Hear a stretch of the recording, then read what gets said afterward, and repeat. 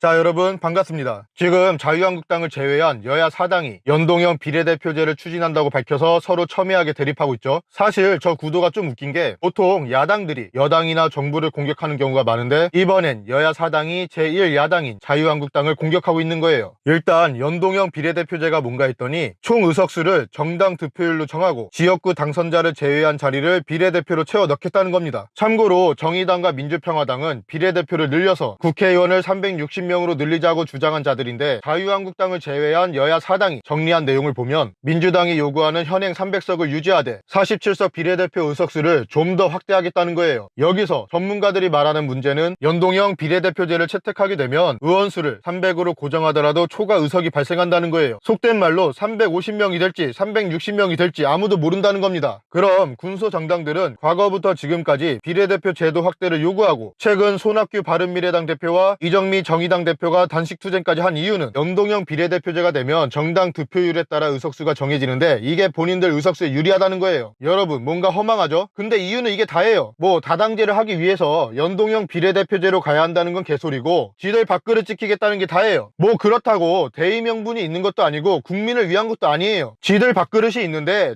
자유한국당과 더불어민주당 밥그릇에 비해서 지들 건 종기그릇 사이즈다 이겁니다. 그러니까 밥그릇 사이즈를 크게 하려고 했는데 현행 선거제도에선 불리하니까 아예 룰을 바꿔버리자고 깽판 치는 거예요. 그럼 더불어민주당은 왜 군소정당의 손을 잡아줬냐? 이것도 협친이 뭐니 그런 거창한 게 아니에요. 더불어민주당 입장에서도 연동형 비례대표제를 좋아하진 않지만 서로 원하는 것을 얻기 위해서 거래를 한 겁니다. 저 연동형 비례대표제를 패스트트랙에 올리면서 민주당이 요구하는 법안 9개도 같이 올리겠다는 거예요. 민주당의 법안이 9개 정도 되는데 저 개인적으로 제일 웃겼던 건 국회 선진화법 개정을 넣었다는 거예요. 결국 본인들이 정권 잡고 제1여당이 되니까 법안 통과를 더 쉽게 하기 위해서 국회 선진화법 개정을 꺼내든 거예요. 자, 그럼 자유한국당의 대응도 살펴봐야죠. 자유한국당의 나경원 원내대표가 비례대표 제도를 폐지하고 의원수를 300에서 270명으로 줄이는 안을 제안했는데 즉 현 국회의원 의석수를 10% 줄이자는 거예요. 그러면서 해외 사례를 들었는데 현행 대통령제를 채택한 나라 중에 비례대표 제도가 있는 나라는 없으며 미국과 프랑스도 비례대표 제도가 없다는 겁니다. 그러면서 이탈리아는 상원 의원을 315명에서 100명으로 감축했고 대만도 국회의원을 50% 감축했으며 프랑스에서는 의원수 30% 감축 개혁안이 나온 상황에서 대한민국 국회의원 수를 10에서 20% 줄여도 가능하다는 거예요. 결국 정리하자면 군소정당은 밥그릇을 더 크게 늘릴 수 있고 더불어민주당은 국정 철학과 맞물린 법안을 통과할 수 있게 되었는데 자유한국당은 이 문제를 타개하기 위해 여론을 등에 업고 비례대표제도 폐지와 의원수 10% 감축 카드를 꺼낸 겁니다. 결국 지들 밥그릇 챙기기와 법안 날치기를 위해서 이런 사단이 일어난 건데 일단 저는 자유한국당 의견에 100% 동의하면서 찬성합니다. 여러분 비례대표는 폐지해야 합니다. 우리 모두 알잖아요. 비례대표 제도의 부작용을 우린 다 경험했어요. 이석기 같은 빨갱이가 비례대표로 국회 입성하고 어떻게 유린했는지 우린 다 알잖아요. 국회의원 배지를 매간매직하는 비례대표가 정당성이 있냐 이겁니다. 뭐 좋아요. 전문성 있고 진짜 능력 있는 사람 들어올 수도 있어요. 근데 실상을 보면 시민단체나 여성단체, 민주노총에서 시위하고 집회한 사람들이 그걸 경력이랍시고 비례대표로 들어오니 나라가 개판되는 거잖아요. 속된 말로 문제 있는 사람은 지역구에서 안 찍으면 그만인데 국민이 뽑은 것도 아닌 당대표가 뽑는 제도는 폐지해야 정상 아닙니까? 이번엔 무조건 자유한국당 지지해야 합니다. 비례대표 폐지와 의원수 10% 감축이 공론화되었을 때 앞으로 이런 기회가 또 언제 나타날지 몰라요. 이제는 더 이상 주사파 운동권 출신들이 비례대표로 입성하는 것을 막아야 합니다.